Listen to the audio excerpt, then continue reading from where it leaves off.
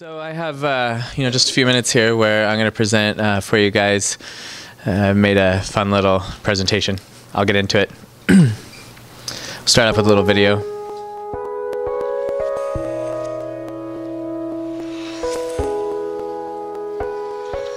The human brain, made of approximately 100 billion neurons, the same number of stars that exist within our galaxy. The human brain monitors and regulates all of the body's actions and reactions. With over 5 trillion chemical operations occurring every second, and signals being transferred at speeds of over 260 miles per hour, our brain is rapidly analyzing and responding to all of the sights, sounds, and smells all around us. Now, because we are all born slaves to sin, our mind has been programmed to behave out of selfish desire. The way we think, dream, reason, and act are limited to the ways of this world. Now consider the facts for a moment. For every behavior we experience, our brain creates a neurological pathway. As behaviors are repeated, those pathways become increasingly more stable. Think of it this way. A single behavior maps out a dirt road in your brain, creating a basic pathway for your thoughts to travel. But as you repeat behaviors, your brain builds a highway, allowing for an increased volume and frequency of thoughts to move about, resulting in your day-to-day actions. In order to change our behavior, we must reprogram our brain. It requires the deconstruction of existing highways and is a process that takes time. The Bible directs us to take every thought captive and to commit daily to the renewing of our mind through the power of God's Word.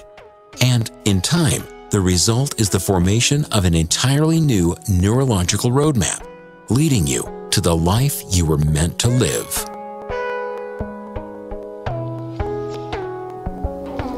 Pretty cool video, huh? So I like it because it really breaks down their neurological process in a very good analogy. You know, I use it a lot when I talk to clients just about that dirt road to the highway. And really, I mean, the thing that is kind of amazing to me, at least I always get amazed by it, is that it truly is when, this is actually the brain changing. These are actually neurons, and these neuropathways actually change. This isn't just kind of like this arbitrary, idea that's happening. So let me move on. So the focus of my talk is going to be around the brain and the neuropathways. And what I want to really emphasize to you guys and demonstrate is how important really these neuropathways that have been formed into habits, into all these different areas of responding for an addict, that really is a lot of the cause of what keeps them stuck. And so I know that's kind of heady in a punny way, but I'll try and break it down so that you guys get the practical application of why it's important to see that aspect. So let me move on. So here are 4 different neuropathways that are activated throughout our daily lives. These can be healthy or unhealthy, and we'll get into a lot of unhealthy ones because that's what we're focusing on and we need to look for when we're working with addicts. So the arousal neuropathway, the numbing neuropathway, the fantasy neuropathway, and the deprivation. So let's go through arousal. So porn falls under arousal, workaholism, exercise. So again, this can be healthy. Sugar, caffeine, we're familiar with that one this morning. Nicotine, this is a surprising one to a lot of people. A lot of people think of smoking as something that kind of calms and soothes. It's really a lot of the habitual nature of it and kind of the interaction with whatever it is that the person's smoking that does more of the calming and soothing. The actual nicotine, I learned all this stuff from a guy who's a psychiatrist. He's probably one of the really world's leading psychiatrists in addiction medicine. And he was saying how there's actually 3 different chemicals that are all arousing that come from nicotine to the brain. Pot, cocaine, rage, anxiety. So I've kind of broken down a little bit of these into different categories. The first few we have maybe some addiction type, behaviors that maybe some of you guys will run into pretty frequently. Then I have just some kind of common things that you don't always think about, whether it's, just in our daily lives of sugar, caffeine. And then I have more kind of the drug category of pot, cocaine, that kind of stuff. And then more at the end, like emotional. So you'll see that trend throughout all 4 categories. So we have numbing, masturbation, exercise can be numbing too, cutting can be numbing, overeating, alcohol, pot, opiates, heroin, and depression's the bottom one. And these lists, by all means, are not extensive lists. There's lots of other things that fall under them. These are actually just lists that myself and my colleagues came up with as we were going through this kind of specialized training, and that the instructor really gave us input on and pointed out some things. So again, they're not completely comprehensive, but these are some main things that you guys will run into for sure, and already have run into. So fantasy, porn, masturbation, and really anything. Any addictive behavior could fall under fantasy, because it's really that place. I'll give you an idea of healthy fantasy is, okay, maybe you're maybe you're sitting at work and you're daydreaming about, maybe you've been doing some research on a new car you want to buy. And so you're kind of just sitting there thinking about it, and, oh yeah, it has this feature and that feature. Well, that's activating your fantasy part of your brain. And so it's not necessarily a bad thing, but it can be used for escape, and it can fuel any addiction for sure. Deprivation. This one is sometimes a little harder to see. We only see it when it's really at excess, and we make TV shows about it, like hoarding. But sexual anorexia is a form of deprivation, right? That's really putting all that energy that would be directed maybe towards sex for an addict into going away from sex and doing everything to avoid and not be sexual, is really a form of sexual anorexia, and it's really depriving yourself of a part of who we are as sexual human beings. Workaholism can also be deprivation, because you're depriving yourself from family, right, or other healthy life things. Exercise can also be compulsive saving. Savings, there's a lot of money stuff that can go on here. Maybe it's being too, someone might call themselves frugal. It's always good to kind of figure out a little bit more what that means. Maybe it's that they haven't bought themselves a new shirt even for work for the last, 8 months or 9 months, and it's, whoa, okay, and you're wearing that, not to say that we're giving fashion advice in our groups, but just a point of, to note and have a discussion around. Hoarding, that's kind of, again, a more obvious one, and food anorexia is another more obvious one, but another one that's important. And so let me get to, well, here's my little question I'm going to ask. That's really hard to see. So basically, how does it help, right? So how does it help knowing these things, knowing these different neural pathways? Well, it's about this bigger picture that if you are not paying attention to, and I'm lecturing as much to myself as I am to all of you guys, if we're not paying attention to what neural pathways are being activated, we're going to miss a piece of it, a big piece. Because, for instance, say the addict is focused on pornography and acting out with pornography. Well, we need to know that it's happening under the arousal template, right? So if they're doing other things, maybe they're doing a good job at abstaining from pornography, but you're finding, hey, there's still some relapses, some slips that keep coming, and you'd classify maybe as a stuck group member. Well, there's probably a lot of other things going on in their arousal template of neural pathway. And so they're keeping it kind of alive. Back to that analogy of the dirt road and the freeway, is they're basically keeping that highway open for business. They're just not sending pornography down the lanes. They're sending other things down the lanes. And so when pornography comes along and their defenses are down just enough and their tools aren't quite right, bam, and now they're back into it. So let me dig in a little bit more. I'll give you kind of a practical example. This is almost like the day in an addict. So we'll start here. Maybe they start out with a chocolate muffin for breakfast, right? Get a little sugar going. We call muffins breakfast, but this is really cake, right? So they start out with that. Then maybe they move on to some coffee, right? So again, they're normal stuff. You wouldn't think anything of it if someone's at Starbucks having and maybe their coffee is a fully saturated with sugar coffee as well. Now they're at work. She's at work, and this could be either maybe some anxiety coming up about work stuff, or maybe it is kind of that workaholism mode of do, and just go, and really overly into it. Maybe it's okay. I need a smoke break to calm down, to have a break away from this. Well, like I mentioned, nicotine falls in the arousal category. So there's still, even though that person thinks, oh, I'm trying to take a break, trying to get away from work, and the getting away from work, it was really the break that felt good. That was the thing that was actually helping to calm them down. But the nicotine kept their brain going. Maybe some more coffee. I could go on and on about, more coffee, more smoking, more, I could do that all throughout a day for some people. Now there's more maybe anxiety, worry, stress, at work, maybe after work. It turns into, I like that picture. If you could see it, it's a little tricky to see, but it's a beer glass, one's empty, one's full. The full one is happy because you're about to drink, and the empty one is sad because you're done and it's a depressant, right? So now we've moved from arousing stuff to more depressing, right? So that's a lot of what people try and do with these different neural pathways is satiate them, right? We always try and seek balance and homeostasis in our day-to-day lives. And so now the person's trying to bring it down because they've been so amped up all day and they have no idea why they've been amped up. Maybe they blame work. And then lastly, I just put masturbation. It's a common thing we see at night before bed. How many times have you heard it from people saying that they can't get to sleep without masturbating, right? So again, a numbing, calming, because they've been so amped up all day. And then, tomorrow, start it all over again. So kind of a depressing picture, but again, it's important to look at all these different components.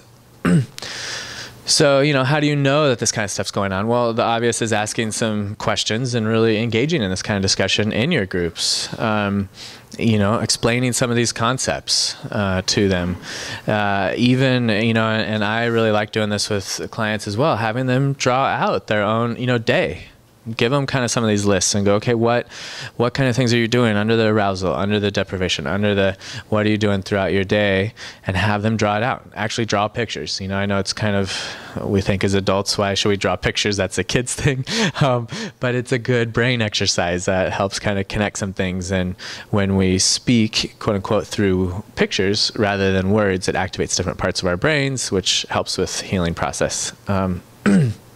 So then, the last thing I kind of had on this little list is referring them to professional assessment. So again, if you have some kind of question, it doesn't hurt to go, hey, let's see if they can get in for some assessment stuff. Maybe it's only going to be a couple sessions, 2, 3, 4, to kind of sort out and go. Maybe you already have some questions thinking, yeah, I think this person's really overly anxious, or maybe this person has some kind of eating disorder, but it's hard to tell just in the group setting. So have them come in for a professional assessment. What some of that assessment would look like, one of the tools that we have at our disposal that we frequently use and highly value is the sexual dependency inventory. And I forgot to check this for sure, but I think it's like over 300 questions. It's a big test inventory. It lasts, it takes about 3 hours to take or more.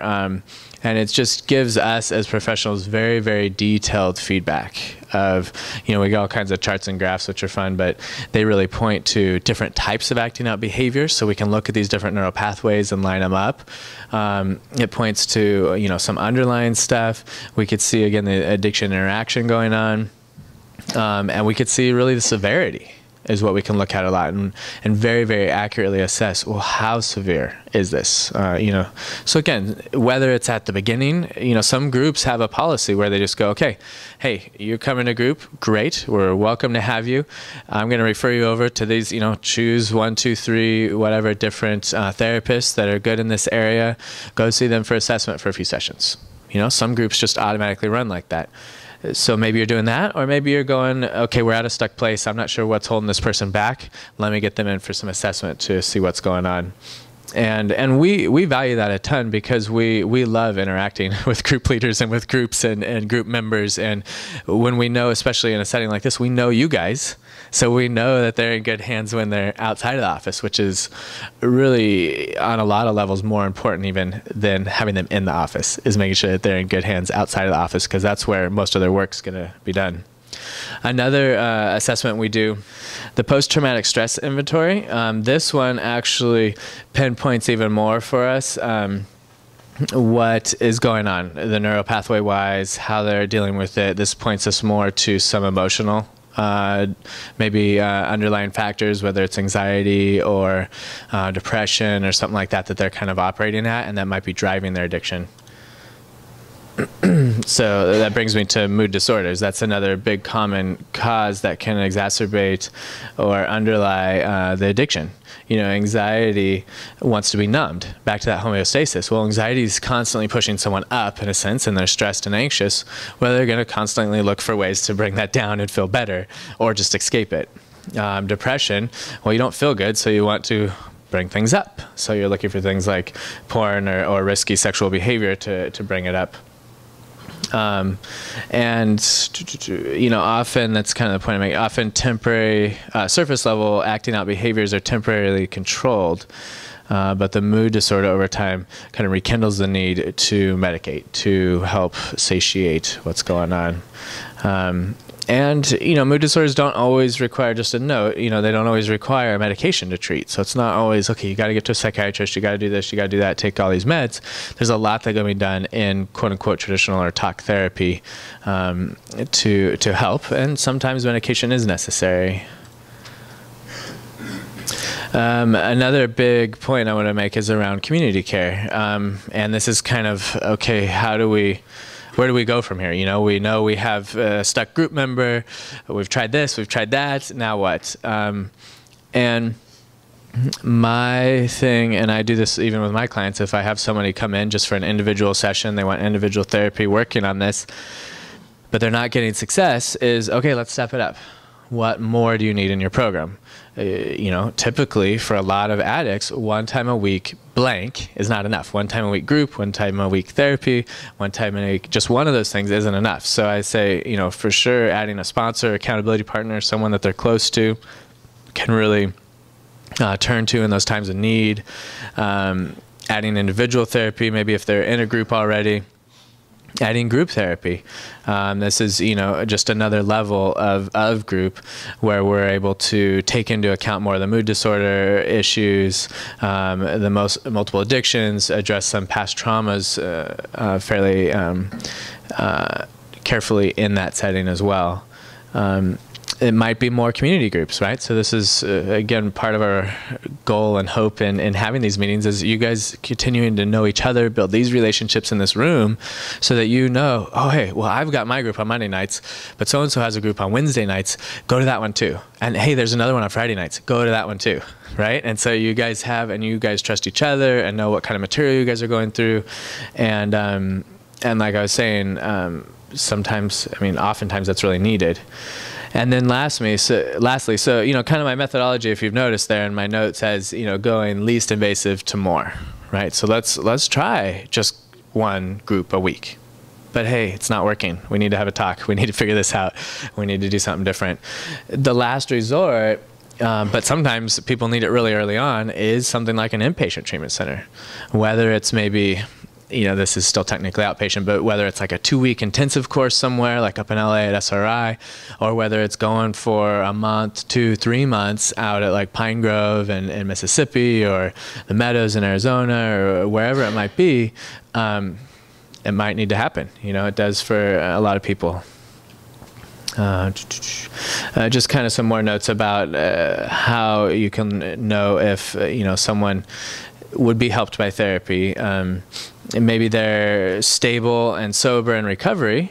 That's going well, so they're not necessarily a stuck group member, but you notice that it's just always about ongoing relationship issues, and it's just such a hard time with their spouse and rebuilding that and the trust and we work a lot around that in couples work that we do with our couples. Another reason is the individualized treatment plan. Maybe that could benefit them since they're not all the same, obviously.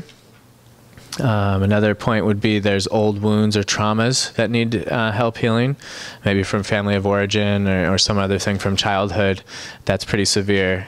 And then another reason would be if there's some really extreme codependent behavior going on, you know, whether it's on the addict side or the spouse's side. a lot of times that could show up and be a real detriment to progress. So that's the overview. So, you know, take your notes, write down any questions, and I'll be more than happy to talk about stuff more at the end. Thanks, guys. Well, I'm going to speak today about why partners get stuck in the healing process. How many of you remember the 1983 movie Vacation, starring Chevy Chase? Yeah, it's one of the all-time great movies. Well, the movie is about a father, a family of four, and the father has this great idea, this almost this fantasy of taking his family on a vacation, and he pictures warm family bonding and this wonderful time together and lifelong memories, and he's kind of got it romanticized, and so he plans this wonderful vacation, and the idea is to go from Chicago to LA to Wally World, which is a Disneyland knockoff. Anyway, so the family's excited, and right from the get-go, everything goes wrong. They end up driving in a beaten-up station wagon, right? They could have flown, but no, Dad didn't want to fly because he wanted the family bonding. So they forwent the flying tickets, and anyway, they're driving in this car. Well, everything that could possibly goes wrong, and anyway, through a series of unfortunate mishaps that the whole family was ill prepared for, Dad and the whole family end up having a meltdown towards the end of the trip. And Dad says an unforgettable line that's been immortalized from the movie, and it is, "This is no longer a vacation, it's a quest." I love that line, and those of us who have had sex addiction in our family and been spouses of sex addicts, somewhere along the line the fun and games all goes away and it becomes a quest. It becomes about survival. So Corey, can you show the clip? I don't want to be in the car anymore. I want to go home. I don't want to go to Wally World. Clark, under the circumstances, I wouldn't mind if we just went home. In retrospect, it seems like a pretty bad idea driving out. It's been one disaster after another. Yeah, it's been a real drag, Dad. Maybe we can try it some other time. Wally World's overrated anyway. What do you think? Well, I'll tell you something. This is no longer a vacation. It's a quest. Yeah, I recommend if you're going to see the movie or show the movie to your family that you get the home version and not the movie version. So many of us started out our relationships with similar expectations of closeness and quality time and bonding, and where we're ill prepared for the rigors of sex addiction, driven to despair, and somewhere along the line for us it became about survival, and it became about a quest, a personal quest.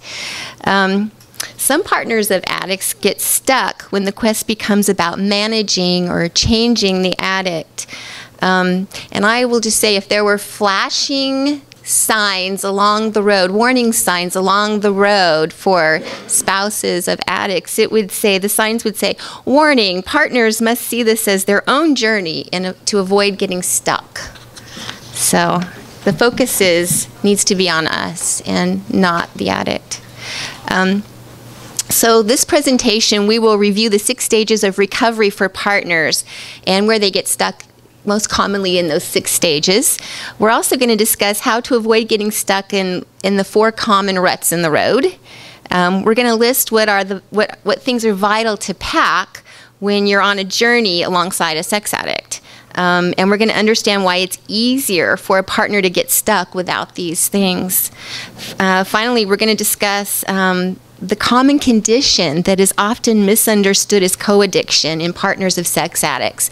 We're going to discuss that and why, if it's misdiagnosed, the partner can get stuck. So the 6 stages of recovery for partners. Stage number 1. This is pre-discovery, the developing stage. This is a stage that can last for months or years. Oftentimes partners suspect that something is not quite right, but they can't put their finger on it. Something just doesn't feel right. They can't really figure out what it is. Things aren't working right in the marriage or the relationship. This is the time prior to learning that the addict's behavior is an addiction. Some partners are completely caught off guard. They had no idea that anything was happening, and some had a little bit of an idea, and some may have even joined in with the sexual escapades to some extent. Stage number 2 is the crisis decision information gathering stage, and this stage is typified by emotional turmoil, and lots of emotional turmoil. There's pain and guilt. There's a roller coaster of emotions. There's self-blame. There's a lot of if-onlys. If only I would have, taken better care of my body and stayed more attractive. If only I would have, weighed less. If only I would have weighed more. Just if-onlys. This can cause a partner to get stuck. So the third stage is shock or denial. The common behaviors that typify this stage are avoidance, blame, criticism, and ruminating. The common feelings are feeling victimized. It looks like something like this. Wow, I can't believe that someone did this to me, and I'm just feeling really hopeless, and I don't think that, my life can ever recover. I don't think I can ever recover. There's distrust. I often hear partners say, I was tricked and the marriage was a sham. There's emotional numbness, and there's often a fear or dread of the future. I don't know what the future is going to look like in my life, and it's scary for me. During this stage, it's real important that anger be allowed. People like to skip over the anger, and if the partner views their anger as a bad thing and they disallow it, they can get stuck at this stage. So it's important to kind of let them work through the anger. And I think Ephesians 4:26 gives us permission. The scripture says, be angry and sin not. So I love that verse. It's very freeing. We also see a lot of bargaining at this stage. Some spouses try to regain control over the addict, focusing on the addict instead of their self, and this can cause them to get stuck. This is a major area of getting stuck. At this stage, partners generally have a need to do a few things. They need to make sense of the past. That's where all the questions start coming in, right? They need to validate their suspicions. They need to gain a sense of control. Life feels so out of control and frightening for them at this point. They want to assess the risk for STD exposure, and they often want to assess their partner's commitment to the relationship. Stage number 4 is grief and ambivalence. This stage is typified by 4 things: grieving losses, possible depression, ambivalence about the relationship, and increased introspection. Now, the losses that people incur in this are just numerous. I mean, women sometimes come in with a list as long as your arm of, and men too, of things that they've lost. And their financial losses, job losses, loss of a dream, loss of hope, loss of trust, loss of intimacy, public embarrassment, and just loss of life as it was once known. About depression, if you have a tendency to be depressed, this can certainly exacerbate the depression. If you don't have a tendency to be depressed, you can have situational depression. Either of those could cause a need for you to see a physician. You can get stuck in the depression, and so it may be important to see a physician at that point. The ambivalence about the relationship. There's often this indecision and this fluctuating, and it's not just limited to feelings about the addict, but it's really about kind of life in general. There's a feeling of life sucks, really, at this point often. Increased introspection. At this point, partners sometimes focus less on the addict, and they question their own values. They start to explore personal options. They sometimes make big changes in their life. They decide to return to work or go to school, or they often want to gain more independence. So that's what we see in stage 4. Stage 5 is the repair stage, and I really love it when clients get to this stage. It's exciting. We start to see hope grow. there is a sense of normalcy that starts to appear again. Some successfully recovering partners begin to develop some interests of their own and some more independence. They may find fulfillment in various personal endeavors. And at this point, they often go out of their way to create some fun and enjoyment in their lives. And it's kind of neat. You'll see them come to group and they'll say, you know, wow, I've been in such a fog and I really had fun this weekend. And, you know, we all went to the beach or we all did this. And it's kind of nice to kind of do some fun things and enjoy life a little bit again. That happens in stage 5. The introspection continues. There's more insight seeking and self-improvement. The decision-making stage about the relationship is a perfect time to begin couples therapy if the couple wants to do that. If they want to rebuild, this is a good time. There are deeper insights into their role in the dysfunction. Spouses start to feel less like a victim, and they're more able to embrace their own issues and areas of self-improvement. Family of origin themes begin to surface a little bit, and you begin to have some understanding and be able to integrate that into their lives. This is part of the insight seeking and the self-improvement. Prior losses are grieved. There are increased coping skills, which I believe is a product of the increased personal strength that they're starting to really develop.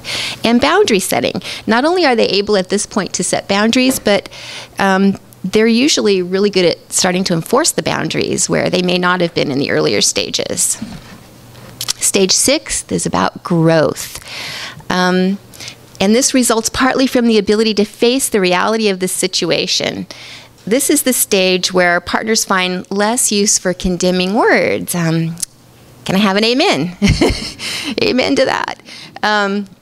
By this stage, partners have come to recognize the value of their own separate and meaningful journey. I love the scripture, Romans 8:28, all things work together for good. This scripture really doesn't have a lot of meaning to spouses prior to this stage. In fact, if you bring it up in group, they really can't relate to it at this point. So at this point, they start to relate to that. There are decreased feelings of being victimized by the addiction. They focus more on issues not directly related to the addiction, which is a really good thing. Personal boundaries, things like improved communication. The relationship begins to take on new values, and the couple learns to replace isolation with understanding and intimacy. So the relationship starts to look totally different. Oftentimes, they've never experienced a relationship like this before, and it's exciting for me as a therapist to get to see this and be part of that. There is awareness of one's own role in the dysfunction of the relationship. That increases. Their awareness increases. And often this results in forgiveness and new depth in the relationship. There is acknowledgement of gifts that the addiction has brought into one's life. Wow, that's huge.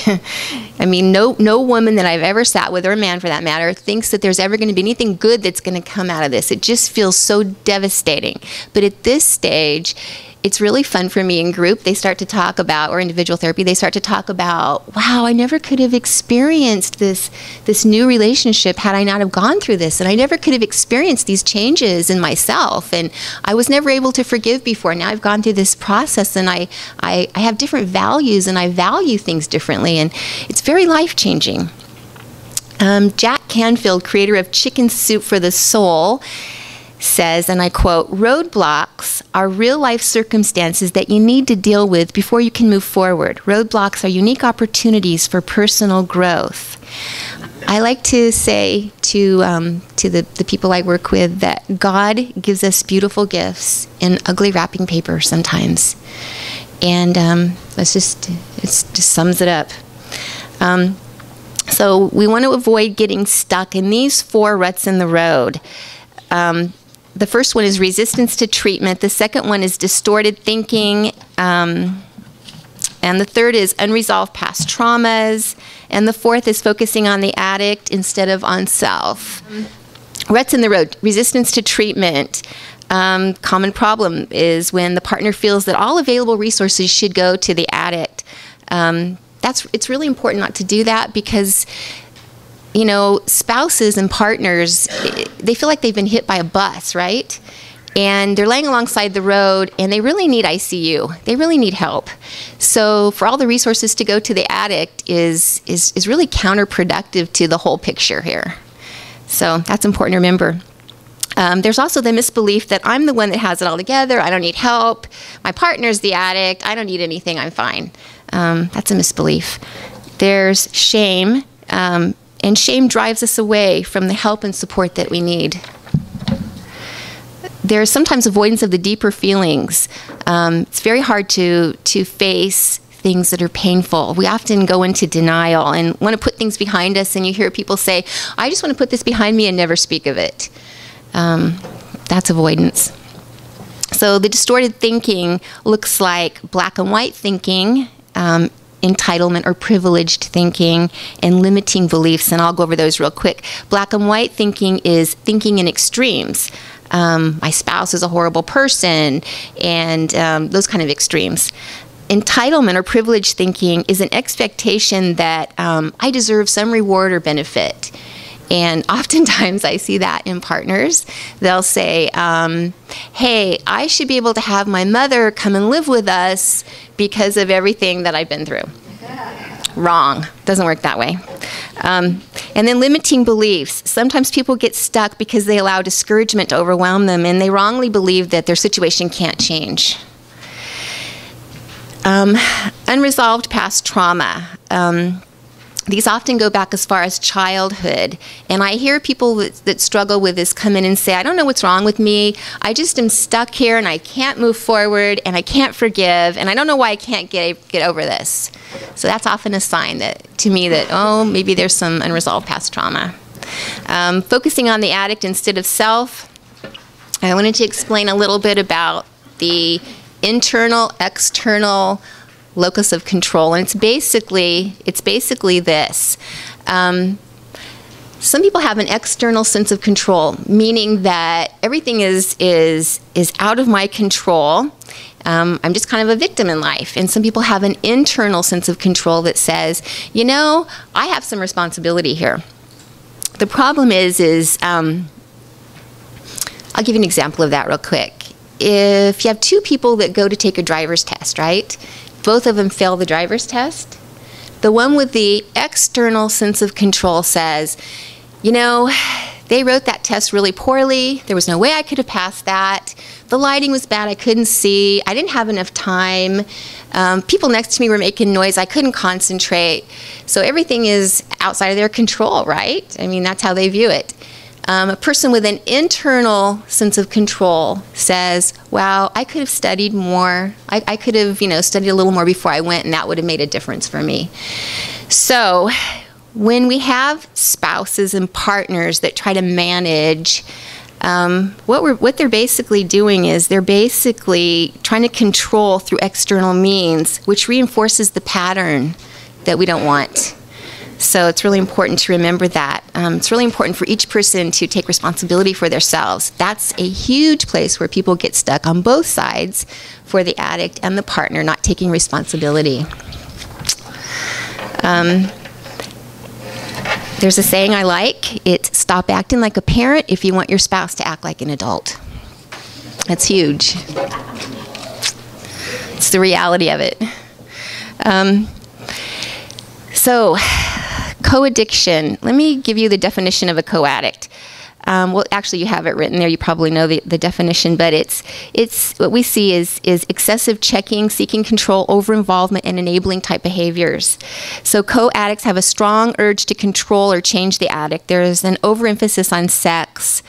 The dysfunction can resolve when they learn healthy boundaries. Co-addicts do really well in 12-step groups. So co-addiction is a big place where partners get stuck. So the partners who generally seem to navigate through these difficulties the best are those that practice good self-care and can enforce healthy boundaries, tolerating the tension for themselves, not for the addict, giving self time to stabilize and make wise choices, and staying for one's own good and not for the addict. Partners have to see this journey as their own journey, as a meaningful and life-changing journey that benefits them individually. Partner's packing list. If I were going to take a journey, I would put special thought and time into packing things that I would need in order to take care of myself on the journey, right? It's no different for spouses of sex addicts. The things that they need are tools for tolerating tension. This would be self-care, support groups, prayer, meditation, scripture reading, memorization, journaling, workbooks, those kind of things. Good boundaries. And in that, I like to say there's a difference between kindness and fixing. For instance, a partner would say, sounds like you're facing some difficulties today. I'll pray for you, rather than jumping in and fixing. So there's a difference between being supportive and fixing. You also need a safe support network. And this is a non-judgmental support network, and we all need it because research has shown us that supportive relationships help us cope with stress, and that's huge. There's a lot of stress going on in these families during all this. So lastly, is it PTSD or co-addiction? In 2005, there was a research study conducted by Dr. Barbara Steffens. 69.9% of the study participants met the criteria for post-traumatic stress disorder. Those participants were studied following the disclosure of their spouse's sexual addiction. So what had previously been thought to be co-addiction was actually the symptoms of PTSD.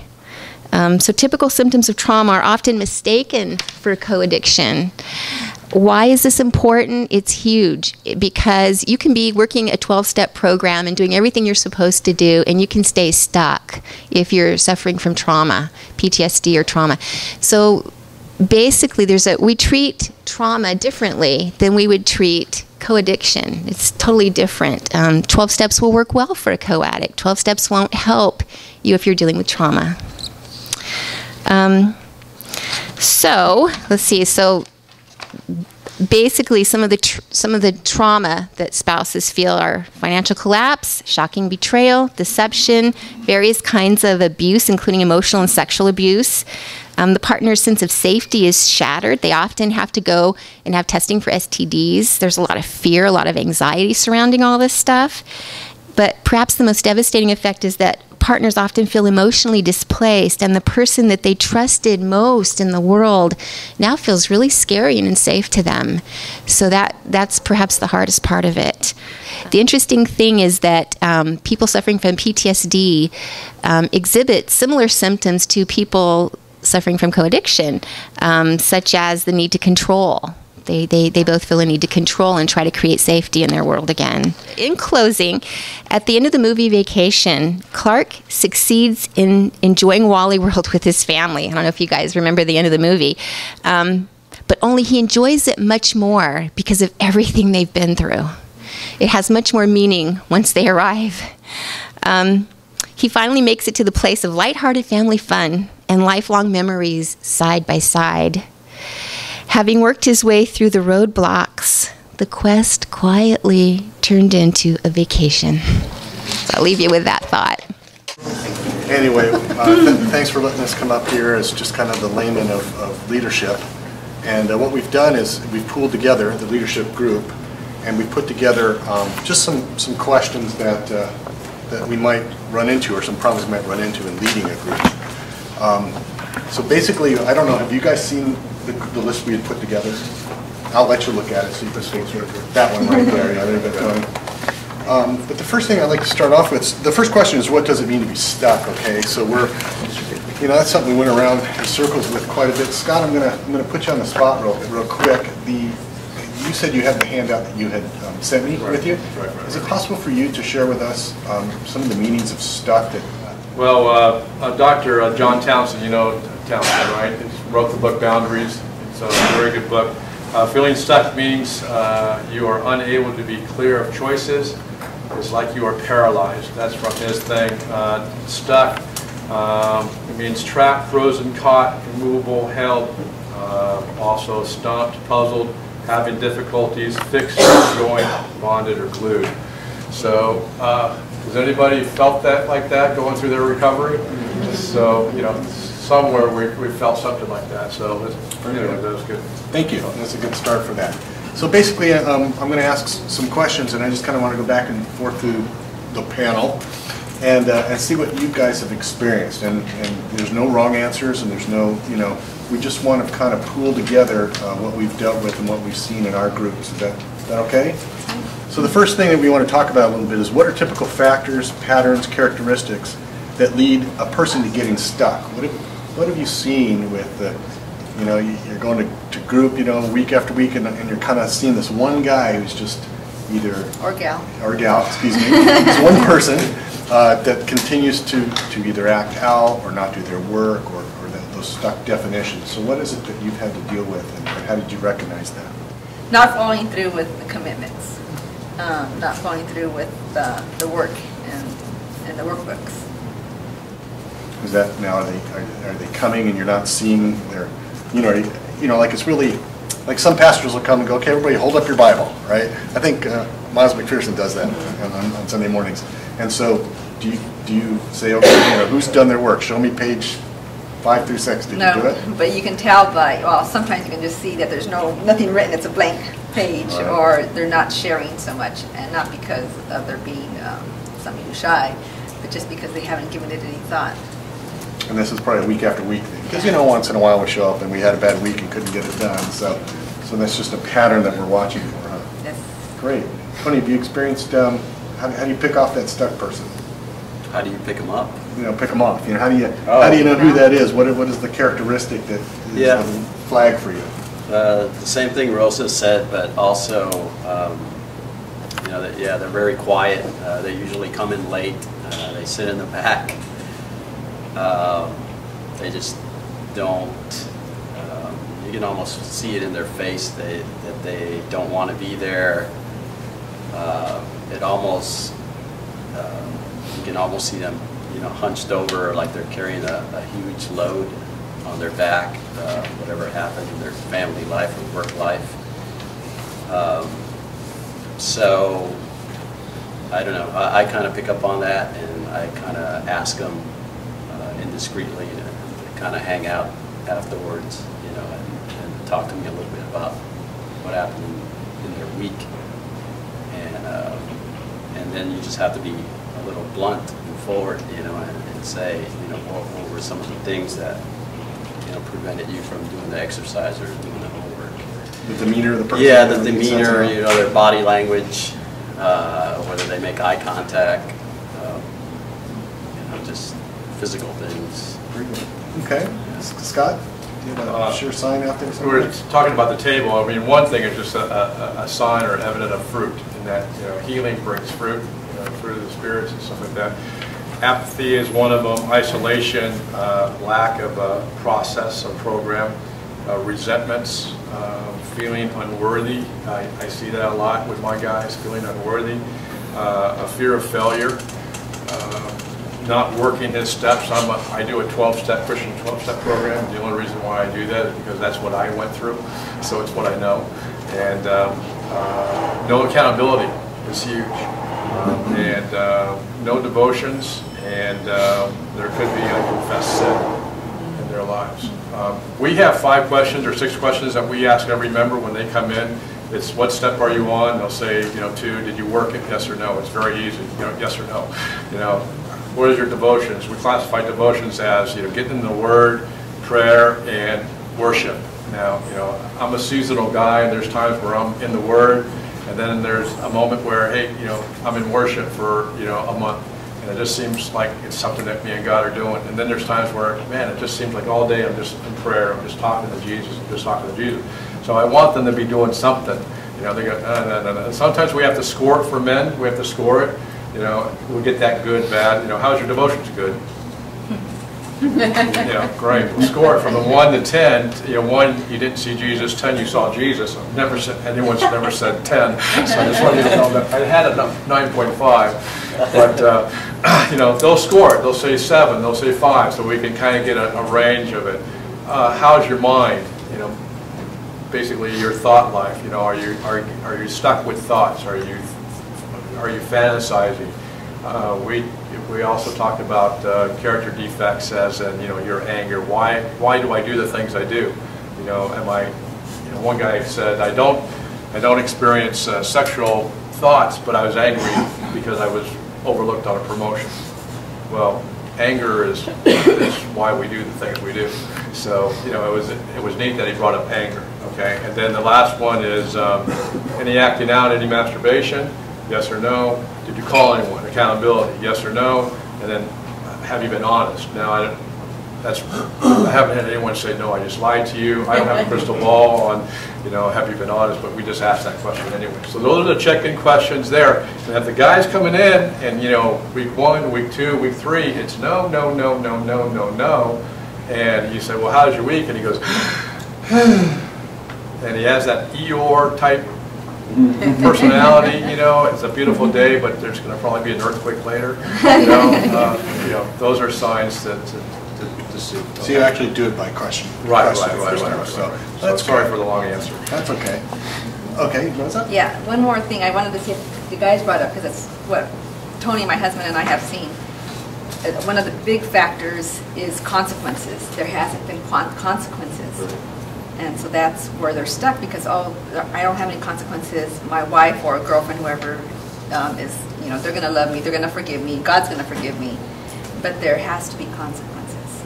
Right, and that's so hard. I think, first of all, what we're dealing with, as you well know, is liars, right? So, and I know this as much as anybody, I was a professional liar. So even when I run through the questions, okay, I mean, I could come up with all of the right answers, okay? And I can look like I've got accountability and, you know, the whole 9 yards. So it is a difficult area to really figure out who that stuck person is sometimes. But one of the things that I'd like to mention that I didn't hear is I've got a gentleman who I can tell he's stuck because he's over exuberant in the meeting. Like, he answers like every question. And I know he hasn't done his work. I'm looking over at his book and there's like nothing there. But he's on it and he's telling stories. He's got the whole thing down, and I'm thinking he's overcompensating for the position that he's in. That's his way of dealing with being stuck. And so that's another angle on that, is to watch for the person, which leads into the next question, and that was just by accident, of course, is how do you handle that stuck member who distracts the group? So I find this gentleman kind of distracting the group. He's over-participating, or, you know, that's how he's dealing with not doing the work. So how do you guys deal with that stuck person who might be distracting the group, or maybe he's not? Maybe, you know, some of the personality was he's sitting in the back not doing anything. I don't know, but I think about Matthew, where it tells us to talk to that person, individual person, and if that doesn't work, your one-on-one time with them outside the group, then bring in some other brothers or sisters into the conversation. What other distractions do you find other than one I just mentioned? If you have a stuck person in your group, is there other? You know, what makes that person distracting maybe in the group? We're trying to figure out who they are, right? And maybe it's just because they're quiet, they're not distracting anybody. Do you guys run into anybody who's distracting in that stuck place? And maybe don't. Yeah, I just had a guy recently. He refused to kind of sit at the table. He wanted to be the chair in the back. And, you know, asked him to come forward, and no, fine. And, you know, of course, I have a lot of guys there who are doing this. And then as I'm panning, you know, he's texting or he's on his phone the whole night. So I purposely placed myself between him and the door on the way out. So when everyone else was out, he was the last one out of the room. And I just said two things. I said, you know, you need to be part of the table. You need to be sitting with us, and your phone needs to be left in the car. You can't, you know, you're being disrespectful to all of us having your phone out. And, you know, he was definitely in a wrong place and was, you know, angry and all that stuff. So, you know, he just, yeah, and, you know, he left. But, you know, then I followed up later, a couple of days later with a call and just said, how are you doing? You know, you understand why, stuff like that. So we got down to some other stuff. But I like what you said, Rosa. So, anyways, that's what we did. Good. Did he ever come back? No, I'm just joking. Okay. Yeah. That's another thing, right? We don't want to. We're there for him as a resource too. So it's really hard to handle that stuck person or that person we're trying to identify, which leads to the next subject. So when we're we're not cornering him after the meeting, but when we're trying to get some alone time after a meeting, okay, you know, how do you help that person who, I think first of all, we're going in not knowing exactly in what areas they're stuck, right? And of course, we're not the professionals, we're just trying to figure this out with them. And then, so how does that after meeting discussion, you know, what does that look like? Is it are you trying to figure out, you know, what they're being stuck about? Are you just trying to embrace them and say, you know, let's pray about the situation and you can bring it to me when you're ready? Or any scenarios about, and Tony, you mentioned talking to them afterwards. How do you kind of handle that person after the meeting?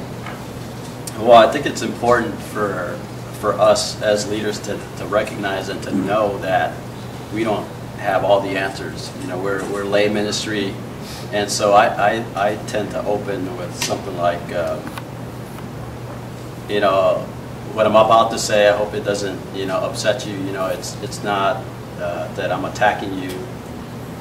You know, I like to help you wherever you're stuck.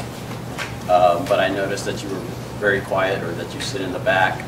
And so that's, you know, I just want to get your feedback on, you know, if there's something that I should be aware of, you know, that's going on at home with your kids. And I want to help you move forward and get you from this point to the next point. You're trying to identify right, what area. Yeah, okay. And just, you know, validate, you know, and give them value, you know, because a lot of times, you know, they have that I'm not worthy, or I'm worthless, or...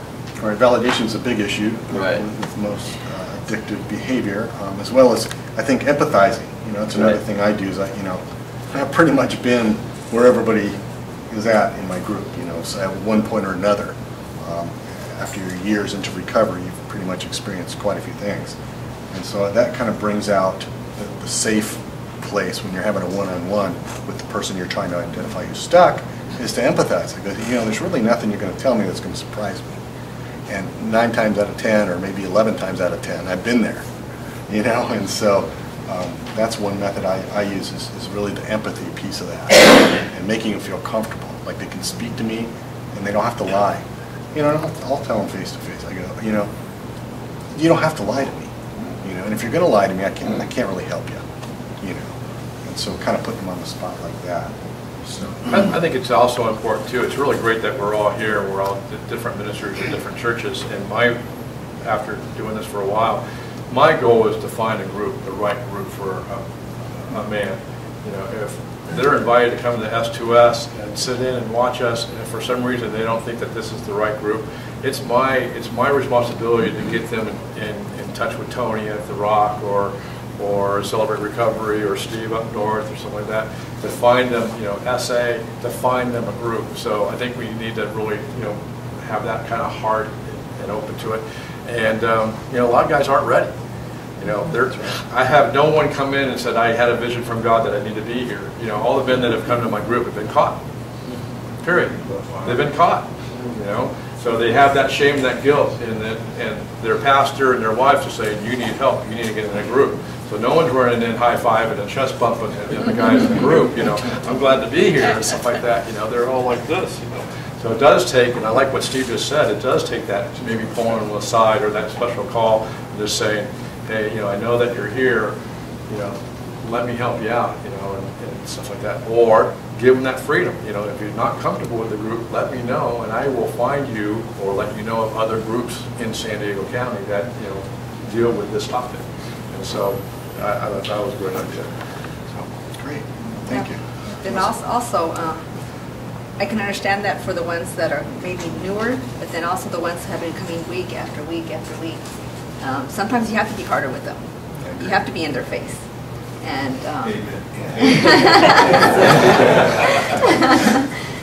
because sometimes that's what they're looking for too, you know. Well, sometimes that's what they need. Yeah, that's what they need. Whether they think they need it or not.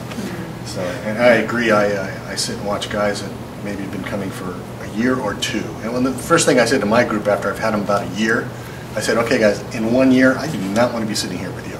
Okay, you either need to, you know, fall back and die in your addiction, or come out and start to share what God's done in your life as a leader in some capacity, because I know that is a huge sign of recovery. You know, I mean, that gets gets me over the hump quite a bit. And so, I think complacency, when those people have been coming for a long time, sometimes we need to give them a push. Now, there's other things I mentioned too, and I realized this during my early days of recovery, the last decade or so, is that I would try a group, whatever, a therapist, and then I'd do that for a while, and then I'd either lose interest and I wouldn't be gaining anything. So I emphasize this: don't sit here in this group, week after week for a year without moving forward in your recovery. Go find the next thing that works, whatever it is. Like Scott said, go check out the new group. Go here. Don't just sit here. This isn't the only program. This isn't the only method. This isn't the only technique. There's a basic line of things for addiction and recovery, but everybody approaches them differently, either super spiritually or the combination of spiritual and science for the neurological piece of this. Like Patrick Carnes is all the neurology stuff. The Avenues group I'm in is real spiritual, which is cool. But there's a combination. Ted Roberts really does a real good balance of those things, because I believe it takes both. And so those are the things too. I'll kick them out on the street and go find the next group, because you're just sitting here doing the same thing over and over again, and I can't help you. And so those are tough areas. So I guess one of the last subjects that we want to talk about is, okay, and I've seen this happen. Guys come and guys go, and then they come back. Okay. So first of all, how do you, and sometimes, and most of the time, the guys coming back, they're coming back on their own. They've realized that something's a mess. Okay, they got caught again, or whatever the stories are, again and again and again. And so they're out seeking help. Okay, but how do you deal with that person who comes back again? And at what point do you think that they're at the point of accepting the situation and getting back into the recovery routine? Have you dealt with people coming, going, and coming? No. Yeah, I have. Basically, it's the questions. I mean, a lot of times they just stop coming. They don't give you a phone call and say work or family or health or whatever. They just stop coming. But then you get the call, 2 or 3 months later, or 6 months later. I'd like to come back to group. So that's my first question: is, well, why did you leave in the first place? What was your problem? What was your hang-up? And hopefully he's honest and open to me and stuff like that. And my next question is, I really need to pray about it. Period. I need to pray about having you back in the group, stuff like that. So I have never refused anyone from coming back into the group, but I've set some pretty good guidelines, because, is there evidence? Again, it's evidence. Are you working the program? And I have a sheet here. Basically, there's questions that we asked. Is are you in the Word? You gotta work the program. Are you praying? Again, this is, I think, is real important. Is there any unconfessed sin in your life right now that you need to confess? That's holding us back. Are you willing to be accountable to the guys in group? Are you willing to work the program? That we all have different steps and stuff like that. And so I have, questions I ask the guys that are calling back, trying to get in. And so, is there going to be a question about how we deal with someone to ask them to leave the group? There is now. Yes. There it is. Yeah. Anybody else talking? Anybody else about coming back? And then let's get into it. Well, I guess we should have done that first, because they're already coming back and they haven't even left yet. So let's stick with, coming back. Any other input? I mean, that's great. You're right. We need to be checking all those areas before we just open up the door, because we have other guys that we've developed bonds with and confidentiality with. And so to let the guy that's going back and forth back into the group, it's not really fair to the guys who are working it either. So that's another real sensitive area that you need to pray about, right? That's really a big thing. So anything else on now? How are we going to ask him to leave? I guess before we let him come back, you're going to ask him to leave. So how do you deal with that? You picked off the guy in the back. He hasn't been participating, or he's taken over the group because that's how he's handling his non-participation. What have you experienced as far as kind of laying it out there, going, maybe you ought to think about something else? I think the biggest thing is I get feedback from the other guys. We allow feedback in my group. Someone does a check-in and then we allow feedback. And a lot of groups don't allow feedback, but we allow, hopefully, I statements. I can relate to what you're going through. I appreciate your transparency. If there's something in the question, can you go a little bit deeper when you're talking about, you felt like your wife was, making fun of you or belittling you? Can you go a little bit deeper into that? So that's what we try to do. We try not to point the fingers and you need to be in the word more. We try to talk that out. So we give feedback. Now, some guys don't like feedback, even if there's an I statement. For some reason, they're low self-esteem. They just can't take it. But my biggest thing in 11 years, I've asked 3 people to leave the group. And because they've been disruptive. And basically it's come back, I know that they're disruptive, but when I get a call from one of the guys in the group saying, you know what, this guy's, he's a real downer. He's sucking the energy out of the group. When I get that call, then the Lord's telling me that I need to do something with it. So that I think personally, I know I need to, and I'm kind of dragging my feet on it, but when I get guys in my group calling up and saying, I don't want to be there because this guy's here. So you're looking for confirmation, right, from some of the bigger guys, right? When you ask them to leave, you got no, right. And again, again, what we talked about, you definitely, there's no fruit. They're not working it. They're defiant on working the program and stuff like that. So yeah, you need to cut ways. But it's interesting. Your point is 3 guys in how long? 11 years. 11 years. So obviously it's. Now, there's probably been more than 3 guys. No, guys have left. Guys have left on their own. It's hard to. Please believe it. Guys have left just because they get to a certain area, and with a 12-step, there's 9. You make amends for all the people that you hurt. 2 areas. 4, you start dealing with your character defects. Why I do the things I do. That's too hard for them to actually see who they really are in the light. They're coming out of the shadow into the light, and so they don't like what they see, so they don't come. Making amends, they're overwhelmed. They're just wiped out about making amends, and they just don't know how to do it, and they just quit. And it's sad. It's sad, but they just quit. Those are the 2 areas that I see guys not coming back in the group. Right. And some of that. But the point is that it's hard to ask them to leave. Right. Really. It is. Yeah. Have you had to deal I with haven't had that personal experience, but I know my husband Tony has. And it's something that he has struggled with. For this one guy in particular, he struggled for a year about how to tell him or when to tell him. And the guy knew that Tony wanted to talk to him, and he was avoiding Tony. And so what we did, because I knew the wife personally also, we just knew he was stuck. And she knew it too. So what we did was we talked to the wife because we wanted to let her know that that Tony was going to ask him to step down from the group. But we wanted to let her know that it was being done in love, and the reason why, and we didn't want her to feel like we were abandoning them. But one of the things I did, getting back to consequences, I asked her, I said, have you given him any consequences to his behavior? And she said no. And so we know they're both godly people, they want this to work, but he was just stuck. So finally, she did give him consequences and asked him to move out. And so now that's where they're at right now. They're separated, but they know that they want to work on bringing them back together and working on his recovery. And so now he's really trying. Now he's getting counseling. Now he's going to life skills. Now he's doing what he needs to do to get to where he needs to be. And so, and I think it was because of his wife finally saying, okay, this is the consequence, you need to move out. So I think that brings up a great point and a great idea as leaders. So possibly if the person comes every week and doesn't do their work, you can lay that stuff out going, well, we're here to move along in the recovery process, and if you don't start doing the work, I'm going to have to ask you to leave it, as a consequence to the non-participation.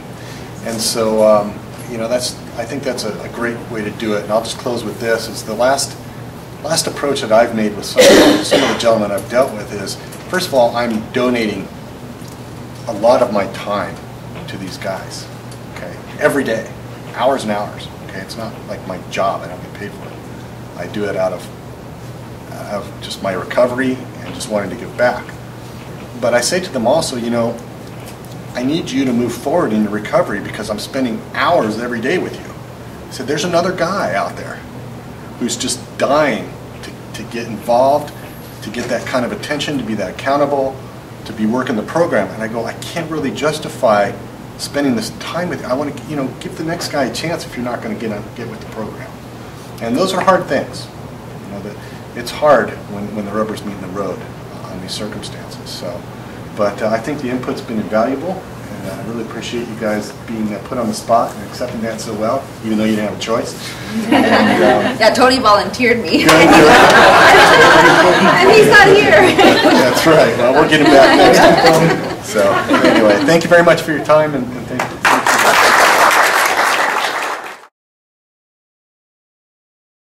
All right, so the first question that I got directly to me was something that I didn't define in my presentation, was around pot. I had it on both the arousal and the numbing categories. And I know it's a little confusing. Some of the things can overlap like that, you know, like exercise can have a couple different categories. It's really just kind of the behind the scenes stuff on what pot triggers in the brain, and it kind of will hit both areas. Not obviously at the same time, because that doesn't quite work, but at different times. And then there was another question that about who do you contact to set up professional assessment, right? I alluded to that a lot, talked about different inventories and stuff. And we, you know, myself, Scott, Denise, Andrew, who's here a lot, Trina, who's here a lot, Aaron, we all do a lot of that kind of assessment and work with a lot of those kind of people. So we're great resources, but if we don't fit for whatever reason, we've got other people that we know of that we can refer to. Not a lot will do some of those more in-depth assessments that are specific around the sexual addiction and the past traumas. Those have been ones that we've been specifically trained in.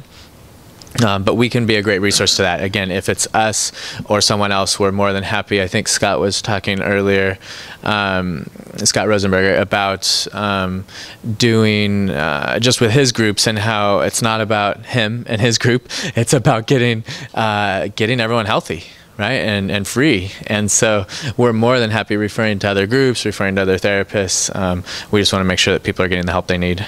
Well, what about the youth was one of the questions that came up, and I grabbed this one, and I'm going to field it because I work a lot with teens, especially teen boys that are, you know, okay, they've got an iPod Touch, they've got an iPhone, they've got a something, and parents now are discovering, wait a minute, we thought we put a filter on there, we thought we did this, and there's all this history of pornography or of maybe texting with someone, inappropriately.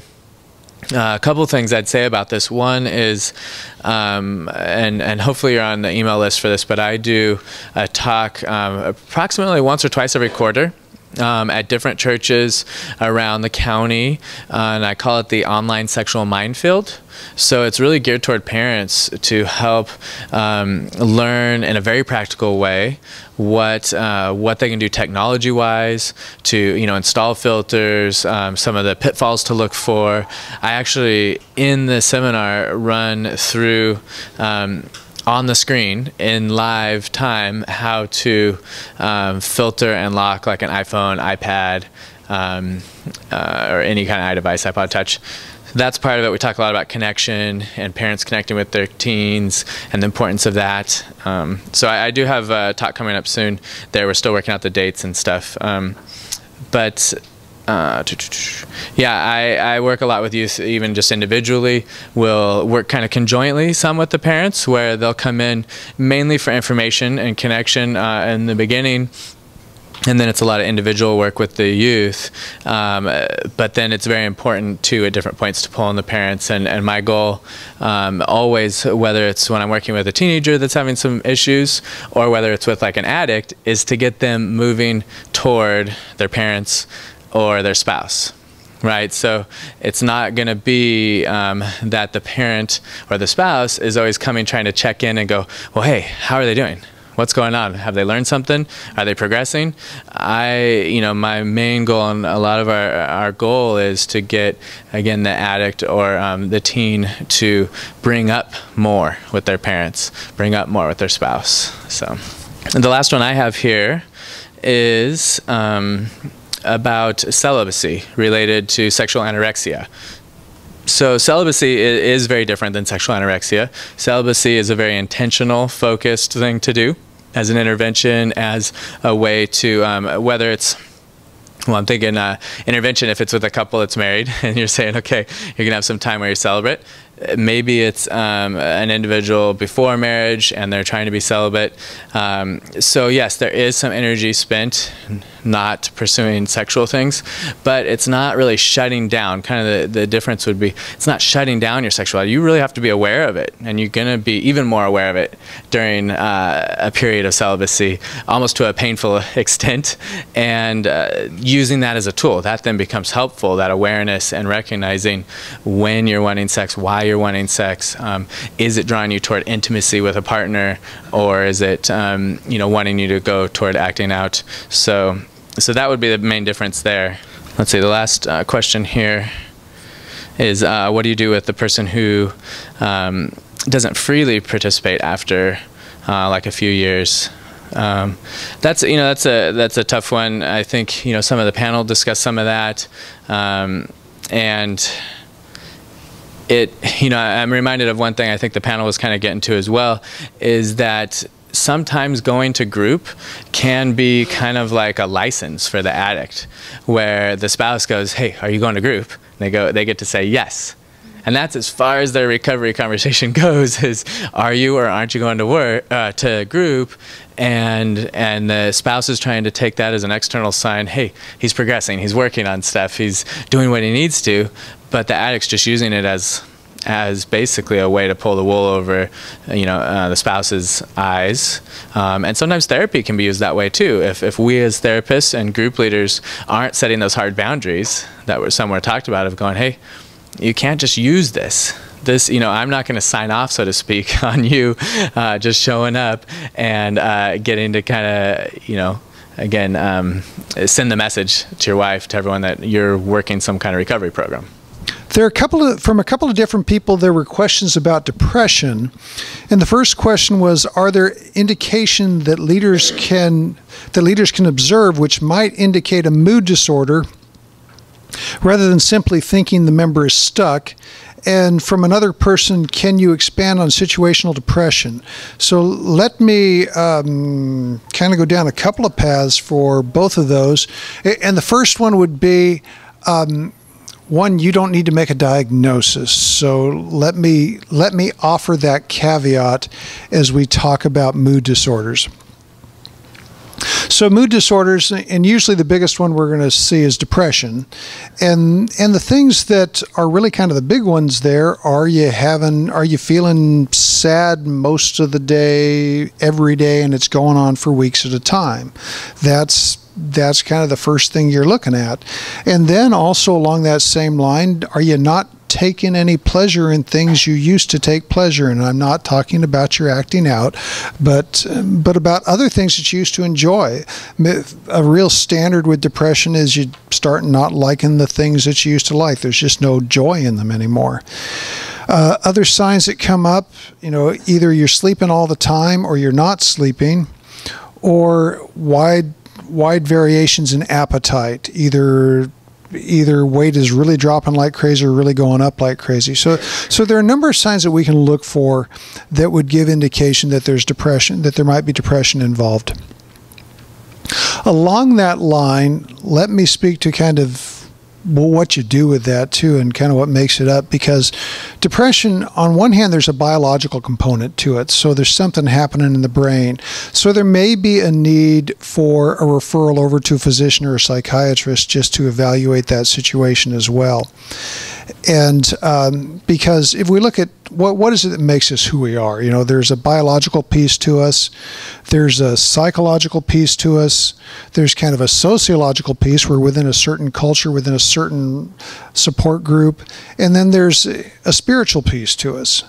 And in your group, in our work, in our work as therapists, I can deal with the psychological, I can deal with the sociological, I can deal with the spiritual. For the biological, I need to get you over to a physician or a psychiatrist to take a look at that. So that's kind of a long-winded answer to that, but those are some of the signs you might look at. And then as far as situational depression, and Denise may have more to add on this, I would say sometimes you've got a really good reason to be feeling sad right now. So just because you're really sad right now doesn't necessarily mean you're clinically depressed. You may, because things may be happening in your life that really are a big burden for you to carry. So with that, sometimes it's going to feel, it could feel in the short term a lot like depression because you are having some of those same things. It starts to feel kind of hopeless. And really with that, it helps a lot more to have a therapist be able to spend some time evaluating that and looking at onset and how that's going and what seems to really be the contributing factors. So what's a healthy balance for external or internal control? All right. Sorry, Scott. Go ahead. There is a balance between, you don't want to not take responsibility for anything in your life, right? And at the same time, you don't want to be taking responsibility for everything. The balance is somewhere in the middle, as with most things in life, right? We're after balance. So the balance is, it looks like, wow, there might have been some circumstances here that made it harder for me to take this driver's test today. But if I would have studied more, I think I could have done it. So that's what the balance would look like. Where can we get the list of questions you asked the guys? Now, is this the 5 questions that we asked? Very easy. If you want to write them down, I'll tell you really quick. The first one is, now we do steps, so I don't know how you would do this, is what step are you on? And that's an easy yes or no. And don't let the guys go into an explanation. It's just easy. No, it's really quick. It's 30 seconds. How are you doing with devotions? Again, I told you, we're interested in, are you in the Bible? Are you praying? Are you in worship? What are you doing? Again, with guys, we have to, I have the little, give me a score, 1 to 10. Minding your mind, what are you camping on? What's your thought life like? Are you stuck there or are you claiming it? Temptation, Scripture says that temptation, we're going to always be tempted. We choose what we want to do with it, right? We choose, do I want to camp on that thought? Well, a lot of the time I do. All right. So now I want to be, what is it, 2 Corinthians 10:5. I want to capture that thought, for the obedience of Christ. And so, I'm going in the wrong place. Hey, Lord, I'm going in the wrong place. So that's what that question's all about. Next is acting out. We just want to know yes or no. Because we could stop the pornography, but we're not stopping the action. We've learned a habit. And so we want to understand that, yeah, I'm still doing this habit. I'm in a ritual thing. It could be morning, night, whatever. But we want to know what you're doing there. Have you called anyone? Accountability, yes or no? And we give a guy's a phone list to everyone that's in our group. So that's that we can't do anything without accountability. And then again, I don't know why I have honest. I think that was the questions that I went through when I was going through therapy or counseling. Have you been honest? And I think you can actually see kind of an expression. Yeah, I've been honest. So hopefully they have been. So that's the 5. And so that's that one. And then I have one other question that says, how does acting out play into the conversation of being stuck? I think I just said that. I think a lot of guys will say that, because I've been found out or whatever, we've made it hard for ourselves. I think guys, that's a good word. We need to make life difficult for ourselves. So that means we need to put the blockers on our computers, software on our computers, on our phones, and stuff like that. But that doesn't fix the mind. The mind can go to the fantasies of past relationships or whatever you've been looking at. So that's what we're trying to get to in that question. Hopefully that answered your question. Whoever wrote that, I hope I did good. And it says, what do you say to someone who keeps messing up? Messing up, I'm assuming, is acting out, right? With our program, it was probably around step 4 or 5 for me that all of a sudden the light bulb turned on and says, I'm going to have to stop doing this. And it was really scary because I was introduced to pornography at 11 years old. So I started acting out at 11 years old. So here I am at 41 going through this program. So I've had a long time of acting out. And it was scary because I said, I don't know anything else. I don't know anything else, and that was scary for me. But it was a realization that, you know what, this habit has to stop. All right, it's not doing me any good, and it's taking the joy away from me and my wife. So again, there's a period with us that we hope to see, you know, some transparency or transformation in their recovery. So do that. The other thing, if I see someone constantly doing it, is the word I say is it's not an option. Acting out is not an option. And I have looked guys right in the eyes and say, you know what, it's not an option for you. It's no. You don't go there. You know, again, it's a choice, so don't go there. It's not an option, and that's down the road. Okay, so the first question I have is, it's a question about the co-addict. Is it a spouse of an addict who is seeking control and not the sex addict? Actually, in a relationship, there's often both partners are seeking control, but when we're speaking of a co-addict, we're generally speaking of the partner of the sex addict. Okay, this one, let's say you want to reacquaint with a friend from the past. To reconnect, however, the friend doesn't know that you know that the spouse is a sex addict and would like to bond again in the recovery. I hope I'm understanding this question correctly. I want to make sure I answer it right. I think the question is, you know, do you let them know that you're aware that their spouse is a sex addict? I guess that's the question. And I tell my partners in therapy that, you know, we don't divulge that information to everybody. There's some sensitivity to our partner and to the addict, and then there's some sensitivity to ourselves. Some people just aren't safe, so we generally pick who we're comfortable sharing with, and you know, in my profession, I run across friends and people that are dealing with this often, and I generally don't express that I know that. I let them volunteer that when they're comfortable. And I'm going to sneak in an encore, because I was just thinking about the mood disorder question, that perhaps someone was also asking about something that might be more like a bipolar disorder, where the acting out comes as part of maybe a manic phase that someone might be in, where they have extremely elevated mood and start making riskier decisions and acting out in that way. So maybe that was what the question was. I don't know who asked it, but those would be the things you would notice from a manic phase. A lot of times you notice the speech that goes on and these big plans and elevated mood and less need for sleep and maybe even some more agitation and irritability. And that might be indicative of that. And again, not looking for any of you to make diagnoses, but that could be an indication that maybe somebody does need to talk to that person.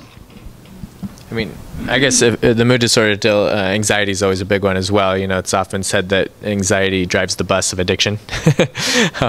So it's, you know, because there's a lot of calming, soothing, self-medicating type of behaviors in acting out, and anxiety is the opposite of all those things. Anxiety is stressed and overstressed, and that's a harder one to look for because, you know, I think in our society it's so common just in our day-to-day lives of stress, of being worried about this or that or what we're doing right or not doing right.